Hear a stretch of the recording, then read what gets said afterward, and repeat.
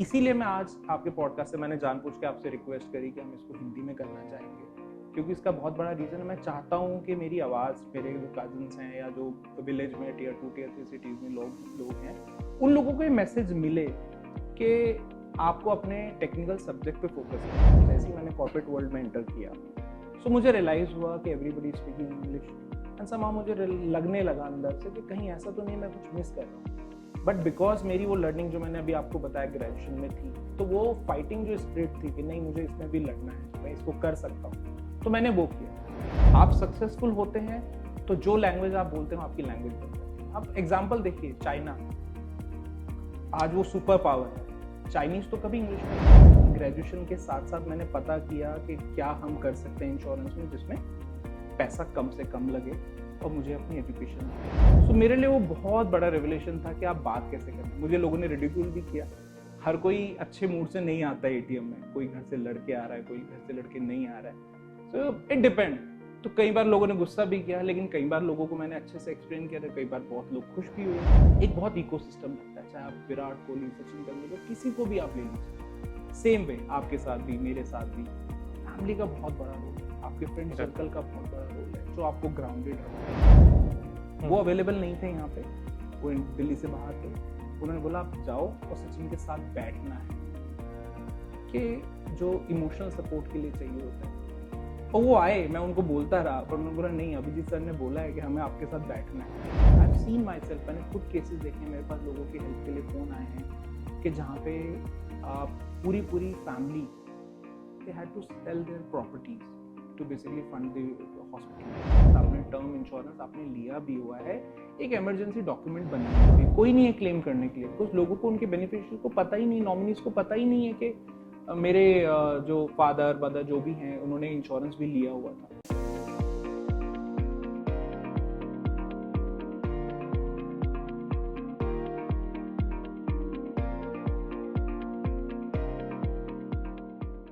Hi and welcome to legit talk with Lovejeet. जब ऊंचाइयां छूने की चाह हो तो सब चुनौतियां छोटी लगने लगती हैं। जब मुश्किलें आई वो डरा नहीं, बस कॉन्फिडेंस से आगे बढ़ता रहा। ये है कहानी सचिन कुमार की।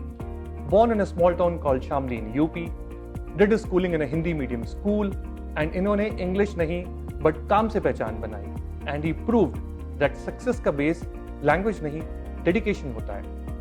He studied even after his marriage, and today he is an associate president and national head placements at Horden Broking, a leading multinational insurance broker. He also has a law degree and had a stint at law firm in the past. Hi Sachin, and welcome to Legit Talk with Lavjeet. Thank you Lavjeet for having me here in your podcast. So Sachin, शुरुआत करते हैं आपके schooling के time से। जैसे आपने हिंदी में schooling करी, फिर ग्रेजुएशन में आपने एकदम से इंग्लिश को फेस किया, तो आपने कैसे कोप अप किया? आई थिंक लवजीत, जो ये कॉप अप वर्ड है हम जो यूज़ कर रहे हैं, आई थिंक यही थोड़ा सा मुझे लगता है हम गलत तरीके से यूज़ करते हैं, क्योंकि इंग्लिश क्या है, एक लैंग्वेज है, एक माध्यम है किसी चीज़ को सीखने का। आप जब स्कूल जाते हैं तो मैथ्स भी आपको नहीं आती है, लेकिन मैथ्स आप जाते हैं, जब मैथ्स की प्रैक्टिस करते हैं तो मैथ्स आपको आना शुरू होता है। बिकॉज मैं हिंदी मीडियम में था तो मुझे प्रॉब्लम थी, बिकॉज जो चीज़ें आपने हिंदी में पढ़ी हैं इकोनॉमिक्स में या अकाउंट्स में, और वही चीज़ें जब आप बीकॉम ऑनर्स करते हैं तो BCom honours is English medium subject. So जब आप जाएंगे वही सब चीज़ें आपको इंग्लिश में सीखनी पड़ती हैं। थोड़ी परेशानी हुई, दिक्कत हुई, थोड़ा हमें लगा भी कि हम बाकी लोगों के मुकाबले थोड़ा सा इन्फीरियरिटी कॉम्प्लेक्स भी आया, लेकिन समहाउ जब आपको पता है कि कभी ना कभी आपको इंग्लिश को फेस करना ही है लाइफ में, so we started learning it. हमने लर्न करना शुरू किया। पहले साल में दिक्कत आई, और एक बड़ा अच्छा इंसिडेंस मैं बताना चाहूँगा कि जब हम सब लोग बीकॉम ऑनर्स में थे और मेरे स्कूल से ही सारे मेरे फ्रेंड सर्कल जो थे, हम लोग कॉलेज में साथ में गए दिल्ली यूनिवर्सिटी में। सो जब दिल्ली यूनिवर्सिटी हम गए तो फर्स्ट ईयर में हमारे लिए एक बड़ा शॉकिंग रिवोल्यूशन था ये कि इंग्लिश में ये सब चीज़ें हमें इस तरीके से पढ़नी पड़ेंगी। और फर्स्ट ईयर में हमें बहुत तकलीफ हुई, और एक दिन हम सभी दोस्त, जब फर्स्ट ईयर का रिजल्ट आया तो रिजल्ट वाज वेरी बैड, और हम लोग that was due to English की वजह से सबके इंग्लिश के we all were better than average students जो हमारा ग्रुप था, बट सभी लोगों ने बोला यार ये तकलीफ हो रही है, एक काम करते हैं हम बीकॉम पास में शिफ्ट हो जाते हैं। एंड वो दिन था, हम लोगों ने डिसाइड भी किया, but somehow I was the one, then there was also one more friend. So हम लोगों ने डिसाइड किया कि नहीं, अगर हम ऐसे भागते रहेंगे तो हम शायद लाइफ में हर बार इस चीज़ से भागते रहेंगे। लेट्स फेस इट, ठीक है, फर्स्ट ईयर में रिजल्ट खराब आया, कोई बात नहीं, 2 more years लेफ्ट, हमने पढ़ाई करी, हमने उसको तरीके से वर्ड टू वर्ड समझना शुरू किया, टीचर्स ने हेल्प करी, टीचर्स से हमने एक्स्ट्रा हेल्प मांगी, थोड़ा एक्स्ट्रा एफर्ट लगा, बट हमने उसी को समझ आया। और लेकिन उस चीज़ के बाद हमें ये चीज़ बड़ा लेसन एक अच्छा मिला कि ये सिर्फ एक लर्न करने का मीडियम है, इंग्लिश आपको रोक नहीं सकता है, आपको सक्सेसफुल होने में, आपको किसी भी सब्जेक्ट में एक्सेल करने में इंग्लिश आपको रोक नहीं सकती है। तो ये करके हमने ग्रेजुएशन पूरी करी और सब लोगों ने फिर डिसाइड किया कि नहीं हम इंग्लिश ऑनर बीकॉम ऑनर्स जो है कंटिन्यू करेंगे, वो हमने कंटिन्यू किया। ये सचिन, ये आपने बड़ी अच्छी बात बोली है कि इंग्लिश या कोई सी भी language, that's just a in a वे, अगर मैं हिंदी बोलूँ, माध्यम। हाँ जी, अगर हम देखें हमारे कितने बड़े फिल्म स्टार्स हैं, पॉलिटिशियंस हैं, हाँ जी, जिनका इंग्लिश बैकग्राउंड नहीं है, हाँ जी, but they are very successful today, right? Yeah absolutely. So ये आपने बहुत अच्छी बात बोली है, and I think you will agree with me कि स्पेशली रूरल इंडिया में ये इशू है। कई लोगों के टेक्निकल स्किल्स बहुत स्ट्रांग है, बट वो कहना है कि अगर लैंग्वेज में लैक करते हैं तो उनको लगता है कि वो पता नहीं से टियर 1 टियर 2 सिटीज में आके उसको फेस कर पाएंगे या नहीं कर पाएंगे। लवजीत, यही एक मेरा सबसे बड़ा रीज़न था, एक मैं मैसेजिंग आपके पॉडकास्ट के माध्यम से मैं देना चाहता था एक वाइडर ऑडियंस को, कि मैं खुद जैसे यूपी के वेस्टर्न यूपी के एक स्मॉल टाउन से, शामली से आता हूँ, और मेरे अभी भी रिलेटिव जो हैं, मेरे कजन्स वगैरह सब अभी वहीं पर है, ठीक है। कहीं ना कहीं मैं उनको ये समझाना चाहता हूँ, बिकॉज जो चीज़ मैंने फेस करी है, शुरू में मेरे साथ भी यही प्रॉब्लम थी, मुझे भी यही लगता था कहीं ना कहीं, जैसे ही मैंने कॉर्पोरेट वर्ल्ड में एंटर किया, सो मुझे रियलाइज़ हुआ कि एवरीबडी स्पीकिंग इंग्लिश, एंड समा मुझे लगने लगा अंदर से कि कहीं ऐसा तो नहीं मैं कुछ मिस कर रहा हूँ। बट बिकॉज मेरी वो लर्निंग जो मैंने अभी आपको बताया ग्रेजुएशन में थी, तो वो फाइटिंग जो स्पिरिट थी कि नहीं मुझे इसमें भी लड़ना है, मैं इसको कर सकता हूँ, तो मैंने वो किया। मैंने अपना जो सारा फोकस है, अपना सारा डेडिकेशन अपने लर्निंग पे, टेक्निकल स्किल्स पे मैंने फोकस किया। देन आई रियलाइज, जैसे जैसे मैं लोगों से मिलता गया, मेरे बॉसेस लोग, सो सब लोग, तो मुझे रियलाइज हुआ कि नहीं ऐसा नहीं है, वो मेरी सोच गलत थी।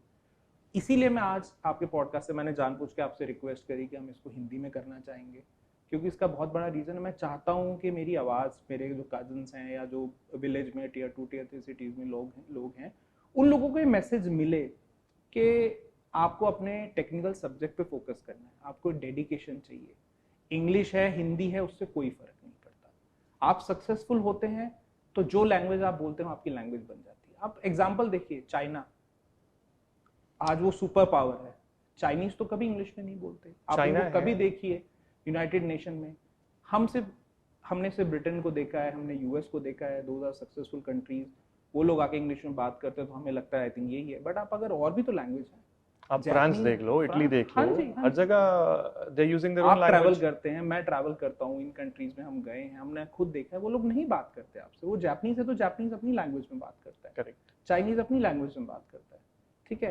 तो इंग्लिश को लेके वो हवा नहीं बनाना है, हम किसी इंग्लिश को डिस्क्रेडिट नहीं करना चाहते हैं। आप सीखिए एक लैंग्वेज, जैसे आप लैंग्वेज सीखते हैं, जितनी ज्यादा आपको लैंग्वेज आएगी उतना अच्छा है। इंग्लिश बिकॉज एक वर्किंग लैंग्वेज है, वर्किंग एनवायरनमेंट में ग्लोबली एक्सेप्टेबल है, तो इसलिए आप सीखिए, लेकिन उसको सोच के अपने आप को रोकिए मत, अपने आप को ये मत सोचिए कि आप अगर इंग्लिश नहीं बोल पाएंगे तो आप करियर में स्ट्रगल करेंगे। अगर आप सब्जेक्ट में अपने अच्छे हैं, कंटेंट में अच्छे, अपने नॉलेज को बढ़ाइए, आप क्या बात कर रहे हैं वो इंपॉर्टेंट करते हैं। मैं इतने लोगों के साथ उठता बैठता हूँ, बहुत अच्छी इंग्लिश बोलते हैं, लेकिन जब बात करते हैं तो हमें समझ में आता है कि शायद इसको ज्यादा कुछ पता ही नहीं है, सब्जेक्ट नॉलेज नहीं है। तो मुझे लगता है अपना होराइजन बढ़ाना चाहिए। और जितने भी मेरे भाई बहन, जितने भी यूपी में या बिहार में हिंदी हार्टलैंड में लोग हैं, या रीजनल लैंग्वेज में मलयालम मीडियम में कोई है, एपीजे अब्दुल कलाम बड़ा अच्छा एग्जाम्पल है, वो मलयालम मीडियम से पढ़े, लेकिन आज हम उनको रॉकेटमैन के नाम से जानते हैं। आज जो हमारी कंट्री मिसाइल टेक्नोलॉजी में, उन्हीं की वजह से, because he excelled in his subject. उन्होंने इस चीज पे फोकस किया होता तो आदमी वैसे ही कॉन्फिडेंस में डाउन हो जाता है। तो मेरा सारा फोकस आज, मैंने जब आपसे बात की तो उसमें यही था। तो मैं सबसे यही कहना चाहूंगा, आप अपने सब्जेक्ट पे फोकस करिए। आज हमारे पास लोग आते हैं, पहले हम सोचते थे सामने वाला क्या सोचेगा, बट ऐसा नहीं है। जो ब्रिटेन से लोग आते हैं हमारे पास, इटली से लोग आते हैं मेरे जॉब प्रोफाइल में मिलने के लिए, तो जब वो लोग मिलते हैं तो वो अपनी, हम उनसे जब बात करते हैं, मेरी टीम में भी जो लोग हैं, तो मैं उनको फुल फ्रीडम देता हूँ, फुल बात है, दे अंडरस्टैंड कि it's just a language for them. आपने ग्रेजुएशन के बाद ही एकदम से काम करना स्टार्ट कर दिया, क्या आपकी फर्स्ट जॉब थी एंड क्या रीज़न था कि आपने जो फर्दर स्टडीज थी वो आपने at a later stage pick up करी एंड उस time you immediately went off with work? So Lovejeet, मेरा बड़ा सीधा सिंपल कारण था। I was very good with studies, पढ़ना चाहता था मैं आगे, but due to some financial struggle my family couldn't cope up on financial things. So जब वो नहीं कर पाए तो मुझे लगा आई थिंक मुझे इनका थोड़ा हेल्प करने के लिए मुझे जॉब की तरफ जाना चाहिए। बस एक चीज़ ये थी कि अपना फोकस क्लियर रखिए। जैसे मैं अगर आपको बताऊँ, बहुत रेयर होता है और बहुत लोग सोचते हैं कि इतना जल्दी कैसे आपने डिसाइड किया। So when I was in 11th class, only then I decided that I need to make my career in insurance. Oh wow, that's So nice. वो मैंने किया। ग्रेजुएशन के साथ साथ मैंने पता किया कि क्या हम कर सकते हैं इंश्योरेंस में जिसमें पैसा कम से कम लगे और मुझे अपनी एजुकेशन भी हो। तो मुझे पता लगा, आप सब सर्च करेंगे, आज के टाइम में तो इंटरनेट है, आज के टाइम में तो जितने भी यूथ हैं इनको सबको पता है कि इंटरनेट पे क्या अवेलेबल है क्या नहीं अवेलेबल है। तो आप जाइए, सर्च करिए, अपने करियर की चॉइस बनाइए, फिर देखिए आप क्या क्या कर सकते हैं। तो वो फाइनेंशियल कंसर्न की वजह से मुझे जॉब शुरू करनी पड़ी। अब फर्स्ट जॉब जो थी, because I was not MBA, सिर्फ प्लेन ग्रेजुएशन, आपको भी पता है प्लेन ग्रेजुएशन में आप, हमारे कंट्री में क्या होता है ना, आपको बहुत चीज़ें नहीं सिखाई जाती। आप सब्जेक्ट पढ़ते हैं, जो सॉफ्ट स्किल होती हैं वो डेवलप नहीं होती। तो उस चीज़ को डेवलप करने के लिए मेरे दिमाग में 2-3 आइडियाज़ थे कि मैं कम पैसों में क्या कर सकता हूँ। अब बिकॉज मुझे इंश्योरेंस में आना था, मैंने इमीडिएटली ग्रेजुएशन के बाद 2 चीज़ें करी। एक तो मैंने लाइफ इंश्योरेंस कंपनी की एजेंसी ली, एजेंट बना, बिकॉज मुझे पता है एजेंट्स को ये लोग फ्री में ट्रेन करते हैं। 15-20 दिन की ट्रेनिंग होती है, इन हाउस ट्रेनिंग होती है, and that's a very good way to learn how to do sales. और ये जानते हुए कि इंश्योरेंस कितना कॉम्पिटिटिव फील्ड रहा है हमेशा, yes yes, you have chosen this path and Yeah. especially you decided during your 11th standard and I'm going with insurance. Love ji, उसके पीछे भी बहुत ही एक इंटरेस्टिंग कहानी है। तो ये जो यूथ होता है ना, देख के समझते हैं कि सामने वाला क्या कर रहा है। सो मेरे आस पड़ोस में नेबर में एक भैया होते थे, और उन भैया का लाइफस्टाइल बहुत फैसिनेटिंग था। वो इंश्योरेंस में थे? वो इंश्योरेंस में थे। उन्होंने एक बाइक खरीदी, नई अच्छी जैकेट, अच्छे कपड़े, और मैं उनसे जब गया, मैंने पूछा भैया आप क्या करते हैं, एंड ही टोल्ड मी कि मैं इंश्योरेंस पे हूँ। उस टाइम में क्या मेरे खानदान में क्या था ना, मैं शायद पहला या दूसरा बंदा हूँ मेरे कजन ब्रदर के बाद जिसने ग्रेजुएशन करी है, वरना हम लोग फार्मर्स फैमिली से आते हैं, और फार्मर्स फैमिली के बाद हम ही लोग हैं जिन्होंने ग्रेजुएशन करके जॉब करना शुरू किया। जो मेरे कजन ब्रदर हैं वो दिल्ली पुलिस में हैं, उन्होंने से गवर्नमेंट जॉब, तो जब उनका जॉब का सिलेक्शन हुआ तो मेरी पूरी फैमिली मेरे पीछे पड़ गई, बिकॉज हमारे यहाँ तो जॉब एक बहुत बड़ी बात थी। तो उन्होंने मुझे बोला कि आप फॉर्म भरिए फॉर्म भरिए फॉर्म भरिए, बट लेकिन मेरा कहीं मन था नहीं गवर्नमेंट जॉब में। तो मैंने अपनी फैमिली को बोला भाई मेरे अपने खुद के कुछ ड्रीम है, let me do my struggle, मैं देखता हूँ क्या कर सकता हूँ लाइफ में, बट कुछ ना कुछ तो अच्छा मैं कर ही लूंगा लाइफ में। सो जैसे मैंने बताया, वहाँ से इंश्योरेंस किया। तो फर्स्ट जॉब में मुझे क्या हुआ, मुझे लगा कुछ तो करना चाहिए। करना मैं हमेशा टेक्निकल चाहता था इंश्योरेंस में, लेकिन आपको सबसे पहली जॉब यूजुअली इजी जो मिलती है वो होती है सेल्स की जॉब। ठीक है, मुझे एक दिन कॉल आया आईसीआईसीआई लॉम्बार्ड से। सो आईसीआईसीआई लॉम्बार्ड में उन्होंने बोला हमारे पास एक प्रोफाइल है ऑफ रोल का। मैंने बोला ऑफ रोल, मुझे तो नहीं पता था। तो ऑफ रोल उन्होंने बोला आप लॉम्बार्ड में होंगे लेकिन लॉम्बार्ड के पेरोल पे नहीं होंगे। So, मुझे तो समझ ही नहीं आया वो कि फर्स्ट टाइम में ऐसा कैसे हो सकता है। देन आई रियलाइज, थोड़ा समझा, इंटरनेट पे जाके देखा क्या होता है क्या नहीं, बिकॉज वही एक मेरा जरिया था सीखने का, समझने का। तो जो फर्स्ट जॉब मुझे मिली तो it was a shocker for me. मुझे पहला बोला गया बैंक का इंश्योरेंस में एक प्रोफाइल था, उसमें बोला गया एबी नाम्रो बैंक है, एबी नाम्रो बैंक की ब्रांच में आपको खड़ा होना है, एटीएम में आप खड़े हुए, जितने लोग वॉकिंग कस्टमर हैं उनको आपको सेल करनी है इंश्योरेंस पॉलिसीज। सो वो मेरे लिए फर्स्ट जॉब थी, बट करना था बिकॉज अपने लिए कुछ मुकाम बनाना था। मैंने हमेशा यही सोचा था एक बार अगर घुस गए, एक बार जरिया मिल गया तो कुछ ना कुछ तो अपने साथ कर ही लेंगे। And Sachin, if I may ask, first job जो आपका लगा, फर्स्ट सैलरी कितना था आपका? ना so Lovejeet, first salary was 5,000 rupees. So वो आपने जो स्टार्ट किया हाँ जी, from that level, just in a way started from the ground. Yeah very much from the ground, and पूरा पूरा दिन आप खड़े रहते हैं। लेकिन हर चीज़ को आप लर्निंग लीजिए। मेरे लिए जो सबसे बड़ी लर्निंग थी वहाँ से, कि जो एक झिझक होती है ना लोगों से बात करने की, जो मैं आज के यूथ में भी देखता हूँ लोगों में, कि लोगों से बात करने में जो कम्युनिकेशन का तरीका है ना, हम लोग बड़े साइलोज में चले गए। सो मेरे लिए वो बहुत बड़ा रेवलेशन था कि आप बात कैसे करना है। मुझे लोगों ने रिडिक्यूल भी किया। हर कोई अच्छे मूड से नहीं आता है एटीएम में, कोई घर से लड़के आ रहा है, कोई घर से लड़के नहीं आ रहा है। So it depend. तो कई बार लोगों ने गुस्सा भी किया, लेकिन कई बार लोगों को मैंने अच्छे से एक्सप्लेन किया था, कई बार बहुत लोग खुश भी हुए और उन्होंने काफ़ी अप्रिशिएट भी किया। सो मेरा बस फोकस यही था कि जो मैं सुनता था कि भाई मिस सेलिंग होती है इंश्योरेंस में, मैं उस कॉन्सेप्ट को बदलना चाहता था। और मैंने वो काफ़ी हद तक किया भी, and I was very successful in first 6 month. I did very good business, और उसके बाद मुझे रिकग्निशन मिली, और मेरे बॉसेस ने भी, मैं मतलब शुक्रगुजार हूँ ऊपर वाले का कि उन लोगों ने उस चीज़ को समझ के बोला कि यार ये टैलेंट अगर है, इसको हम कहीं और यूटिलाइज कर सकते हैं, इसको हटाओ यहाँ से और इसको आप रीजनल ऑफिस में बुलाइए। तो विद इन 6 मंथ मुझे रीजनल ऑफिस बुलाया गया कनॉट प्लेस पे, और मुझे ऑन रोल भी किया गया। मतलब Okay. वो रिकॉर्ड था कि फर्स्ट 6 मंथ में आईसीएस लोम्बार्ड की हिस्ट्री में 6 महीने के अंदर मैं ऑन रोल भी हो गया था। That's nice. तो उसके बाद मुझे बड़ी बड़ी रिस्पॉन्सिबिलिटी मिलती गई, और फिर आगे बढ़ते गए। आगे बढ़ते गए।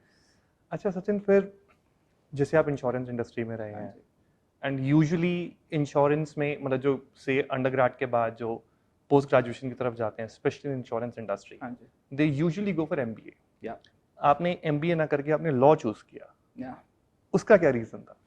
सो लवजीत, मैं अपना ग्रेजुएशन का जब मैंने जॉब शुरू करी, तो जॉब के साथ साथ मैं जो पढ़ सकता था, जो कम से कम बजट में, जैसे मैंने आपको बताया फाइनेंशियल का जो कंस्ट्रेंट था, सो मेरे को ये लगा यार या तो दो तरीके हैं, या तो आप इस चीज़ को लेके रोते रहो और आप रुक जाओ, अपनी ग्रोथ को आगे ना फोकस करो, या फिर आप तरीके ढूंढिए।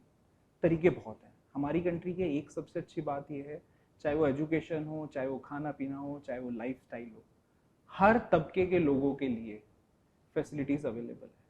आपको बस जाना है, आपको बस ढूंढना है। आप ढूंढेंगे तो आपको सब कुछ सब मिलेगा। सो मैंने जब देखा, मुझे किसी ने बताया कि इंश्योरेंस इंस्टीट्यूट ऑफ इंडिया है, जहाँ से एक डिप्लोमा होता है, दे कॉल इट फेलोशिप। तो फेलोशिप में इंश्योरेंस की पढ़ाई होती है। आई थिंक ये पहला ही गवर्नमेंट बेस्ड जो इंश्योरेंस कंपनीज हैं, PSUs, उन्होंने मिलकर इसको क्रिएट किया है, उसको स्टार्ट किया, उसको फंड करते हैं। सो वहाँ से मैंने फेलोशिप करी। वो फेलोशिप करी, उसके बाद में वहीं से एडवांस डिप्लोमा होता है मरीन में, फायर में, वो सब मैंने किया। जो हो सकता था वहाँ से मैंने कर लिया, और वो मुझे ज़्यादा कॉस्टली नहीं किया। जितनी मेरी सैलरी थी उस सैलरी में अफोर्ड कर सकता था। ओवर द पीरियड आप एक्सपीरियंस के साथ बढ़ते रहते हैं, बढ़ते रहते हैं, बढ़ते रहते हैं, लेकिन कहीं ना कहीं आपको सेल्फ रियलाइज करना बहुत ज़रूरी है, अब इसके आगे क्या। ठीक है, मेरी बहुत लोगों से बात हुई जब मैंने देखा, अब 10 साल 12 साल के बाद आप डिसाइड करते हैं कि यार अगर आपको लगता है और आगे जाना है, तो क्या एजुकेशन मैटर करेगी? यस, मैटर करेगी। कोई भी कंपनी अगर आपको C-suite लेवल पे ले जाना चाहेगी, तो एजुकेशन में आपका बैकग्राउंड भी CV में देखेंगे। Definitely. So then I realise कि आई थिंक ये फेलोशिप शायद may not be enough. So I thought of doing MBA, लेकिन MBA expensive and time expensive consuming. है, टाइम कंज्यूमिंग है, रेगुलर है। Then I again decided to search on my options. Then law came up कि because insurance क्या है, बहुत ही highly regulated industry है। इसके अंदर हमारे वर्डिंग, क्लॉजेज, जो ये सब चीज़ें ना, ये सब बहुत लीगली डॉक्यूमेंटेड चीज़ें हैं, जिसको हमें रीड करना पड़ता है। I can understand that. You Being can, a lawyer. you can very well, yeah, being a lawyer, you can very well Yeah, understand. yeah. And then I decided, then somebody told me, okay, आप किसी normal उससे कर लीजिए। मैंने बोला नहीं, ठीक है, ऑप्शन है, so I'll go for Delhi university. Delhi university में एक एंट्रेंस एग्जाम होता है, वो एंट्रेंस एग्जाम के लिए प्रिपेयर किया, थोड़ा डिफिकल्टी आई, लोगों से हेल्प ली, कुछ जो जान पहचान वाले लोग थे जिन्होंने लॉ किया था, दे मेड मी अंडरस्टैंड। मैंने वो किया, सिलेक्शन हुआ, मैंने दिल्ली यूनिवर्सिटी करी, इवनिंग में क्लासेस थी। बट वो जो टाइम था ना, उसमें आपको सपोर्ट सिस्टम चाहिए होता है, और वो सपोर्ट सिस्टम में मैं चाहे अपने बॉसेस की बात करूं या मैं अपनी फैमिली की बात करूं, specially my wife Megha and Ryan is there. Ryan तब हुआ ही था, और he was only 1 year old, और इसको रात को सोने पे टाइम पे ये मेरे साथ ही सोता था। तो मुझे इसको पहले पढ़ाई करनी है, इसको सुलाना है, तो वो बहुत डिफिकल्ट था 3 साल, पर somehow as a family we managed. तो सुबह आप ऑफिस जाते थे, शाम को क्लास जाते थे, शाम को क्लास, रात को बच्चे को पढ़ाते थे, सुलाते थे, खुद पढ़ते थे और खुद फिर पढ़ते सोते थे। या तो एग्जाम तो क्लियर करने ही थे। So for you it was almost like 14 to 16 hour day. Yes yes, तो 3 साल आपने 3 साल वैसे टाइम निकाला है। पर लेकिन इस चीज़ में ना, करियर में जैसे यहाँ पहुंचे से मैंने बोला ना, एक इकोसिस्टम पूरा लगता है। मतलब आप कभी भी देख लें, किसी भी सक्सेसफुल, मैं ये तो नहीं कहूँगा मतलब बहुत बड़ी बात हो गई, हम अपने आप को बहुत बड़ा सक्सेसफुल तो नहीं, बट हाँ ठीक है, we are doing fairly well in our life. And एक बहुत इकोसिस्टम लगता है, चाहे आप विराट कोहली, सचिन तेंदुलकर, किसी को भी आप ले लीजिए, सेम वे आपके साथ भी, मेरे साथ भी, फैमिली का बहुत बड़ा रोल है, आपके फ्रेंड सर्कल का बहुत बड़ा रोल है, जो आपको ग्राउंडेड रखते हैं।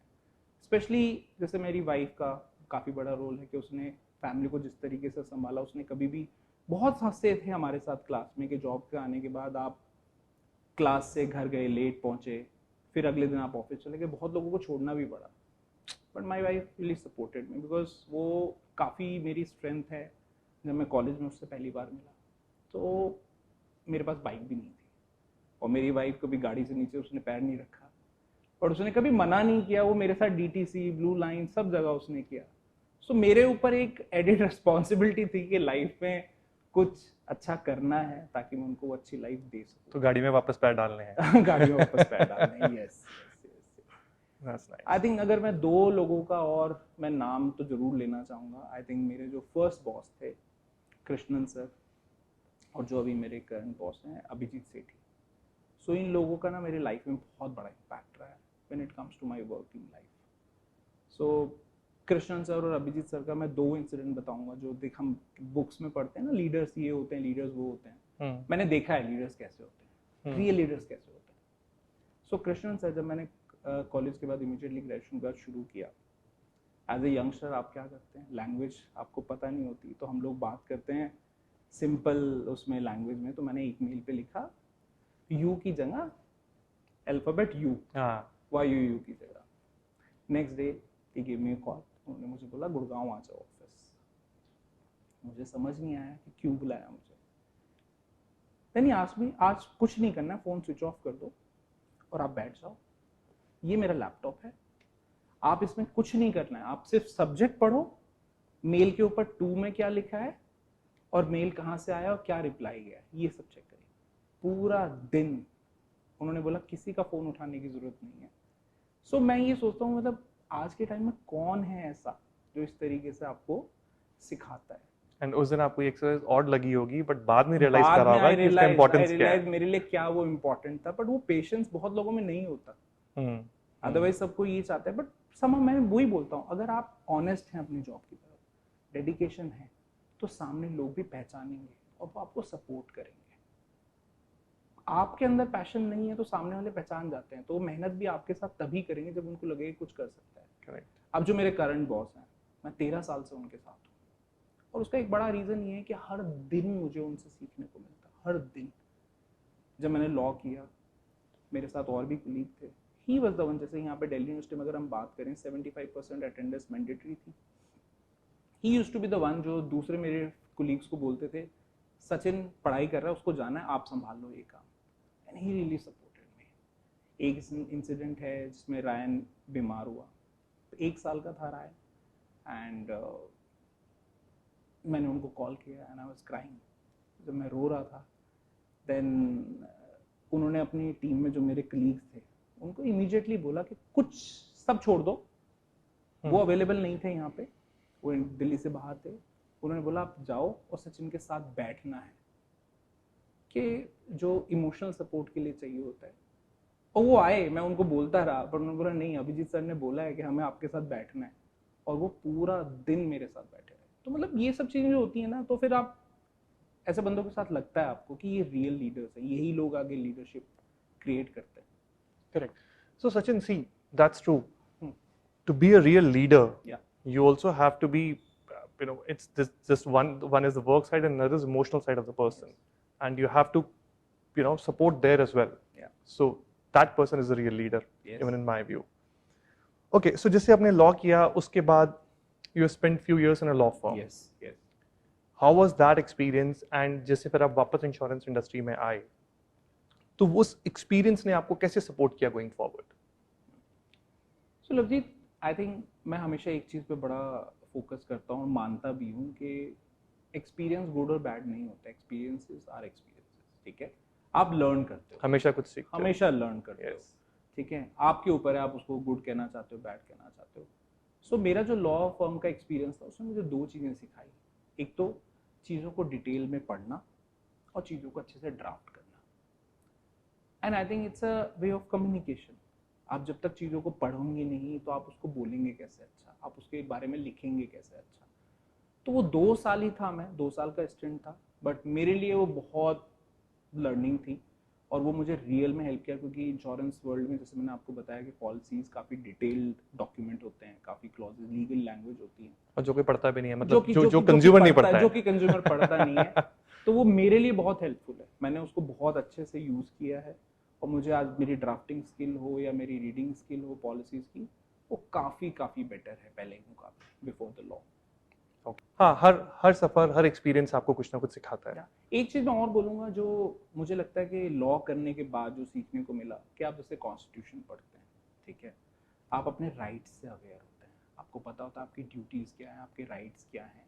एंड आई थिंक मुझे ऐसा लगता है इतना तो बेसिक, क्योंकि हम जो सोशल स्टडी में कॉन्स्टिट्यूशन पढ़ते हैं वो बहुत ही बेसिक चीज़ें हैं, ठीक है। आई थिंक मुझे लगता है बच्चों को हमारे स्कूल एजुकेशन सिस्टम में थोड़ा बहुत कॉन्स्टिट्यूशन के बारे में और अपने राइट्स के बारे में पता होना चाहिए। आज रोड पे कोई भी ट्रैफिक पुलिस के साथ या कुछ कहीं पे भी कुछ बात हो जाती है, आपको पता ही नहीं होता आपके राइट्स क्या है। आई थिंक हमें हमारे राइट्स तो पता होने चाहिए। तो बच्चों को मुझे लगता है फाइनेंशियल लिटरेसी एंड लॉ, ये दो चीज़ों में जो बेसिक चीज़ें हम थोड़ा बहुत बता सकते हैं, बताना चाहिए, करिकुलम में ऐड करना चाहिए। That's nice. So in fact, while talking about rights, let's talk about rights under insurance, because insurance भी हम सब लेते हैं, बट कई बारी हमें नहीं पता होता कि हमारे कहाँ राइट्स हैं, कहाँ नहीं है। For example, health insurance, travel insurance, हमें कई बार हम सोचते हैं हमने इंश्योरेंस ले लिया एंड वी आर 100% सिक्योर। जैसे कार इंश्योरेंस, क्योंकि कार इंश्योरेंस में भी आजकल कितने ऑप्शंस आ गए हैं, zero dep versus normal insurance, तो ब्रॉडली जो, if you can tell me about few myths versus facts of insurance, irrespective of whether it is any kind of insurance. So myth, सबसे बड़ा जो myth इंश्योरेंस में अगर मैं बात करूं, वो ये है कि मैं अभी यंग हूं और मुझे कुछ नहीं हो सकता, so why to take health insurance। But ये सबसे बड़ा myth है, आपको ये समझना पड़ेगा। एंड आई थिंक 2019 कोविड-19 ने ये हम सबको सिखा दिया है कि आप यंग हैं या नहीं, इंश्योरेंस बहुत इंपॉर्टेंट है। I have seen my self, मैंने खुद केसेस देखे हैं, मेरे पास लोगों के हेल्प के लिए फ़ोन आए हैं कि जहाँ पे पूरी family, they had to sell their properties to basically fund the hospital bills, because ICU में एक महीना लोग रहे हैं। सो हेल्थ इंश्योरेंस का एक कॉन्सेप्ट वो है, मिथ जो सबसे बड़ा है कि मुझे कुछ नहीं हो सकता। तो मैं आई थिंक इस पॉडकास्ट के थ्रू अगर लोग सुन पाएंगे या सुनेंगे, सो मुझे ये लगता है फर्स्ट थिंग फर्स्ट, जब आपकी पहली सैलरी आए as a youngster, you should go for the health insurance first, और एक अच्छे अमाउंट के लिए। एक बड़ा मिथ ये भी था कि हम 5 लाख तक का कुछ ले लेंगे हेल्थ इंश्योरेंस और हमें that's enough. That's not enough. मैंने खुद देखा है personally, I have seen cases जहाँ पे कोविड के टाइम पे लोगों के बिल 45 लाख 55 लाख के बिल आए हैं। तो अच्छा अमाउंट आप जितना अफोर्ड कर सकते हैं आप वो लीजिए, बेस सम इंश्योर्ड लीजिए। There is option of top up insurance, top up लीजिए, तो वो करके एक सब्सटेंशियल अमाउंट पे आप पहुंचिए। एक आप हेल्थ इंश्योरेंस लीजिए, एक आप टर्म इंश्योरेंस लीजिए, बिकॉज टर्म इंश्योरेंस भी लोगों ने लाइफ इंश्योरेंस को इंडिया में कभी समझा ही नहीं। एक बड़ा सबसे बड़ा मिथ ये था कि अगर मुझे कुछ नहीं हुआ तो ये लाइफ इंश्योरेंस में पैसा मैं जो दे रहा हूँ वो वेस्ट है। ये वेस्ट नहीं है। You think about the peace of mind, जो पीस ऑफ माइंड आपके पास है कि बिकॉज आपके पास, आपको अगर कल को कुछ हो जाता है गॉड फॉरबिड, तो आपकी फैमिली की टेक केयर करने के लिए इंश्योरेंस है। बट उसमें भी क्या था, उसमें भी लोग यूलिप्स के पीछे जाते थे, इन्वेस्टमेंट को देखते थे। आप इन्वेस्टमेंट और इंश्योरेंस को मिक्स नहीं कर सकते।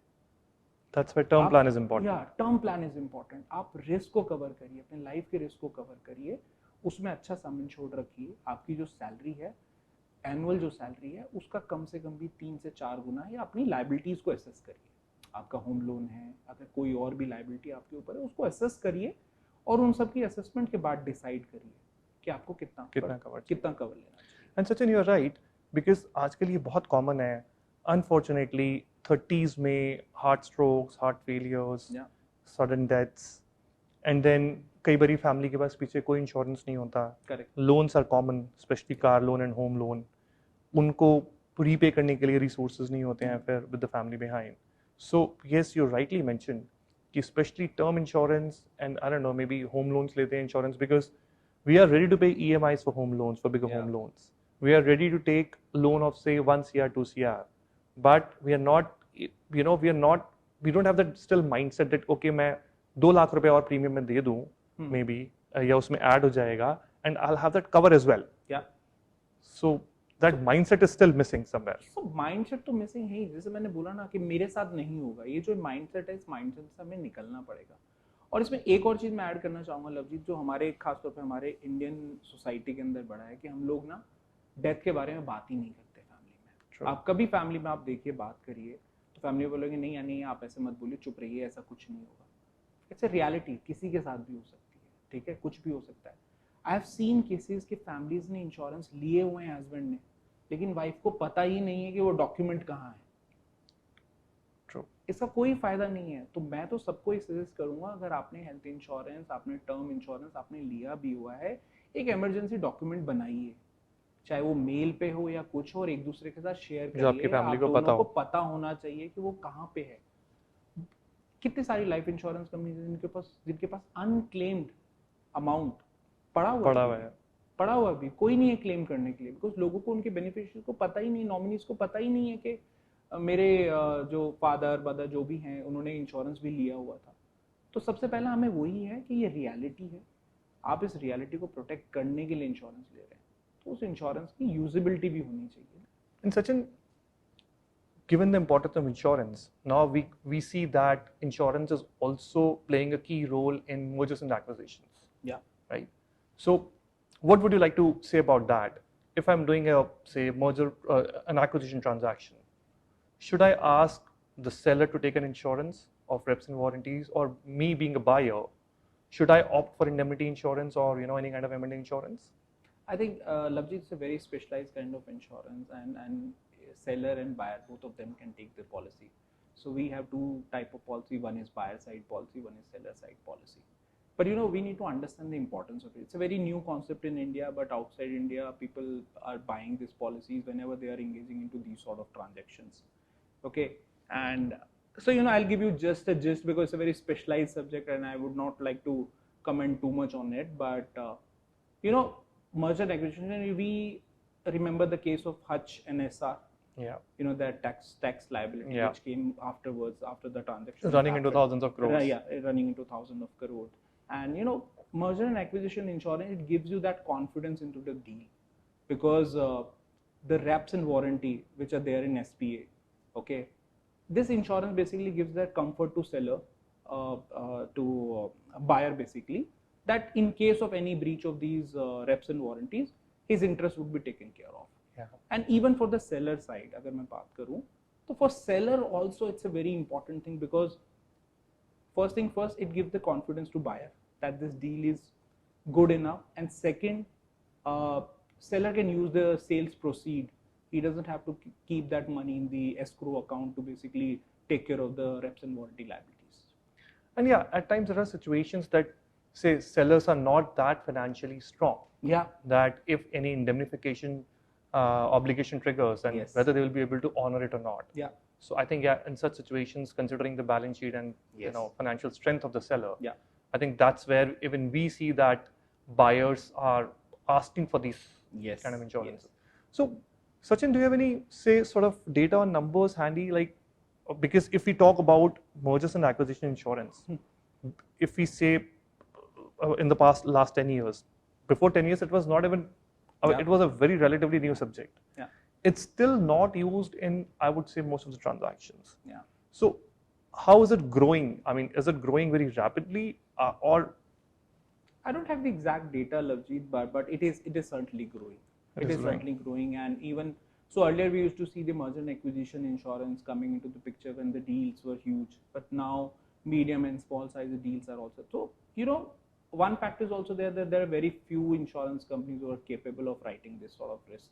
Okay, and mostly the whole insurance industry depends on the reinsurers outside of India, because they have the certain product, they have the certain policy wording, which Indian insurance companies basically they basically issue the policy based on those policy terms and conditions. But it is coming up big time. It is coming up big time, that's for sure. And Sachin, I would also like to ask you about aircraft insurance, aircraft being my favorite subject. Yeah, I know.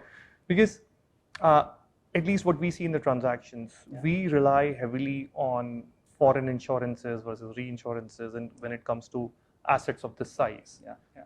What is the reason for that? Why can't everything happen in India itself? So the money involved is huge. You know what's the cost of one aircraft and the kind of liabilities are associated with it. So because huge monies are involved, so that's the reason lots of insurance companies, there are very few, again it's a very specialized subject, and very few insurance company can underwrite risk, and most of it they take very few of it on their balance sheet, and they offload it, most of it, to the reinsurance company outside of India. And you know, because we have standard wordings internationally, and those are the wordings which are as per the Warsaw Convention or also the Montreal Convention. So this international aviation insurance is basically guided by those convention also. And there are three kind of aviation insurance. One would be for airline insurance, where they need to protect their hull, basically aeroplanes, okay, any damage to that, any crash or anything. And second, the most biggest factor would be aviation liability, because you know a lot of lives are involved. And second would be leasing companies. They also need to take insurance because they repossess the aeroplane from the earlier buyer, so they need to take care of their interest. And third would be aviation facility provider like MROs, and also the what do you call it, engine manufacturer. So there are a lot of things. So one would be hull insurance, second would be aviation liability, third would be a product liability for the auto parts manufacturer or the engine manufacturer. So these sort of liabilities. And fourth would be loss of license, which is there for the pilots. It's like a personal accident, because in case of any accident, pilot is not able to fly, then he will have to lose his license. So that insurance basically covers that. That's interesting. So Sachin, thank you for this conversation, for this intriguing conversation. I mean, there has been a lot of learning from you. Of course, एक चीज़ जो आपसे सीखी है कि life में कुछ भी हो जाए, रुकना नहीं है, बढ़ते रहना है, बढ़ते रहो, and कहीं ना कहीं आप definitely पहुंच जाओगे. पानी की तरह. So that's the message which we have got from you today. And many thanks for coming here, and many thanks to our cherished viewers for watching this episode. Feel free to share your thoughts or email us at legittalkwithlovejeet@gmail.com. Thank you.